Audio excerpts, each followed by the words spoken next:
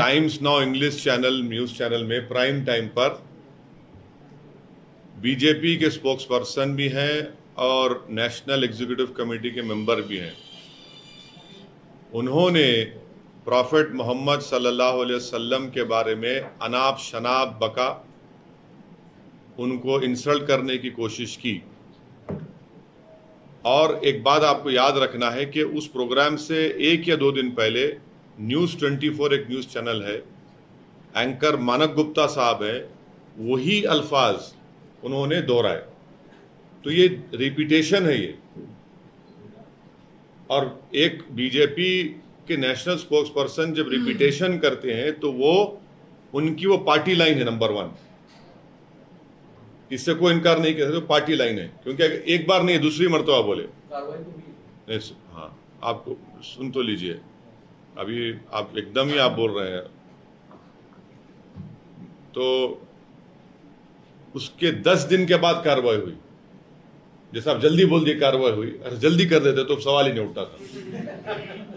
तो वो 10 दिन के बाद कार्रवाई हुई। पहले दिन, दूसरे दिन, तीसरे दिन, चौथे दिन, 5वें दिन, 6वें दिन, 7वें दिन, 8वें दिन, 9वें दिन देश के प्रधानमंत्री और उनकी सरकार ने कुछ कार्रवाई नहीं की। भिवंडी में उसके 2 दिन के बाद, भिवंडी में हमारी जनसभा थी, उसमें मैंने अपने स्पीच में यह कहा कि हम देश के प्रधानमंत्री से रिक्वेस्ट करते हैं कि आप देश के प्रधानमंत्री हैं, आप हर रिलीजन के, कास्ट के आप प्रधानमंत्री हैं, आप इनके खिलाफ एक्शन लीजिए, आपके स्पोक्स पर्सन के खिलाफ। ये गलत कहा उन्होंने, मगर प्रधानमंत्री उस पर एक्शन नहीं लिए, उनकी सरकार उस पर एक्शन नहीं ली।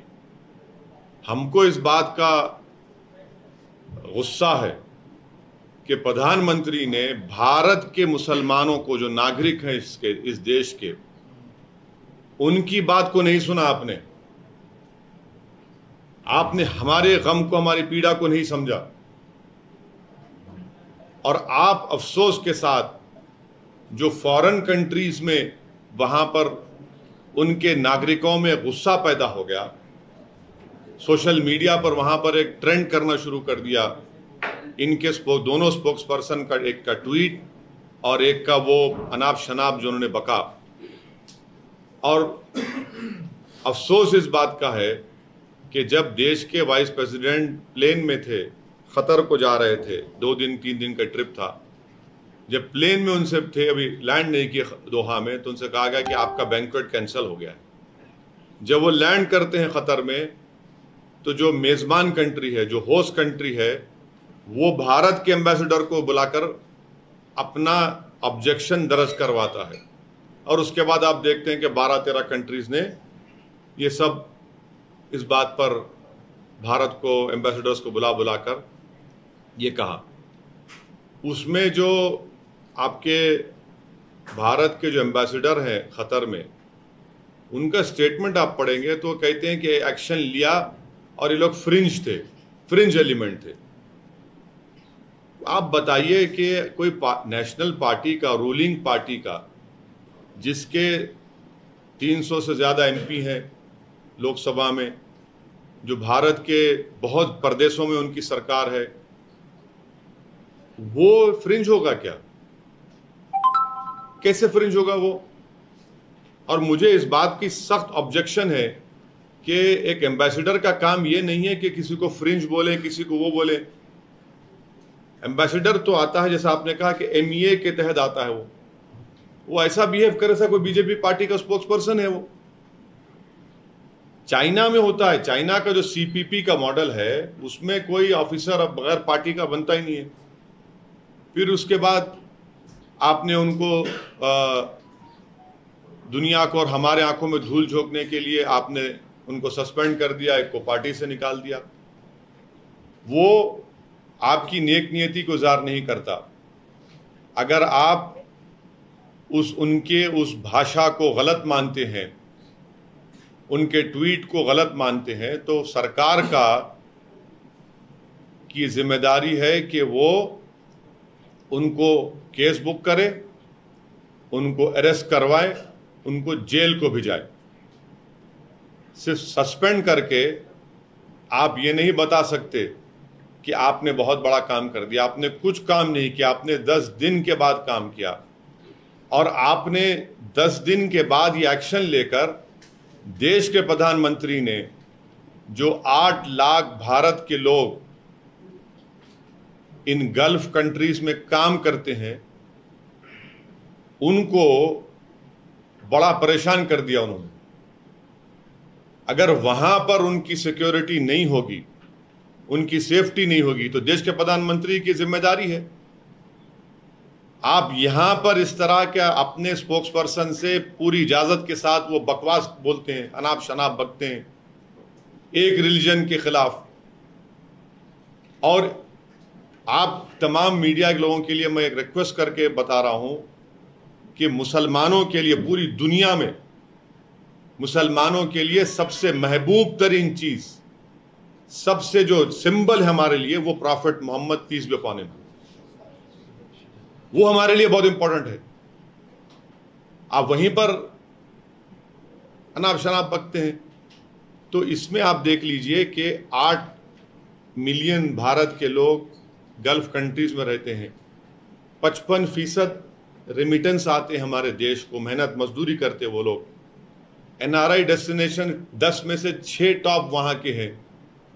हमारा उनसे ऑयल आता है, एंटी टेररिज्म के ऊपर हम उनसे कोऑर्डिनेशन करते हैं।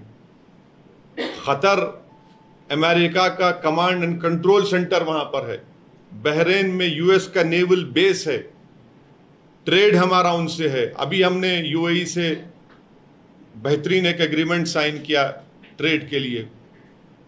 तो इन सब चीजों को देश के प्रधानमंत्री दांव पे लगा दिए हैं। तो इसीलिए हम देश के प्रधानमंत्री से ये बता रहे हैं कि ये जो नफरत मुसलमानों के खिलाफ पैदा हो रही है, उसमें तो आप ही का रोल है, आपकी पार्टी का और आपका रोल है। हिजाब पे आपको खतरा, हलाल गोश्त पे आपको खतरा। अगर कोई बंडी पर गोश्त चिकन बनाकर बेचता तो नहीं, वहां नहीं बेचना तो दूसरी जगह बेच। हाँ, और फिर ये जो नफरत पैदा हो रही है, तो ये जो इकोसिस्टम बन चुका है, इसीलिए इनको लगता है कि जो चाहे बोलो, इनको कुछ फर्क नहीं पड़ता है। 80-20 की लैंग्वेज कौन बोला है? शमशान खबरस्तान की जबान किसने इस्तेमाल की? किसने कहा था कि कपड़े देखकर पहचानो के कौन दंगाई है? ये पूरा बनता है ना इससे, देश के गद्दारों को गोली मारो, डैश डैश लोगों को। इन सब चीजों की वजह से इकोसिस्टम बन गया नफरत का। इसलिए भारत में मुसलमानों की डिग्निटी कहां है, हम पूछना चाह रहे हैं। अब आप ये सब बोलते बोलते बोलते हमारे प्रॉफिट मोहम्मद सल्लल्लाहु अलैहि वसल्लम पर आ गए बात। डिग्निटी याद रखिए, भारत के संविधान का एक बहुत बड़ा हिस्सा है, और कोई किसी को आप ऐसा नहीं कर सकते। और अभी भी हम उम्मीद करते हैं कि किसी भी मजहब के बड़े बड़े जो उनके रहनुमा है, जिस पर उनको अपना फेथ है, रोकिए ना आप, रोकना चाहिए, किसी को बोलना नहीं चाहिए उनके ऊपर। तो इसलिए हम उम्मीद करते हैं कि देश के प्रधानमंत्री, जो अंग्रेजी में कहते हैं वॉक द टॉक, करेंगे और उनके दोनों स्पोक्स पर्सन को अरेस्ट करवाएंगे और उनको जेल को भेजाएंगे। तभी ये सही मानों में वो इंसाफ होगा। वरना आप याद रखिए, 6-8 महीने के अंदर उनका रिहेबिलिटेशन हो जाएगा और उनका रीपैकेजिंग करके उनको पेश कर दिया जाएगा। ये होता आया है। तो ये बहुत गलत है, ये नहीं होना चाहिए और बहुत गलत काम हुआ है।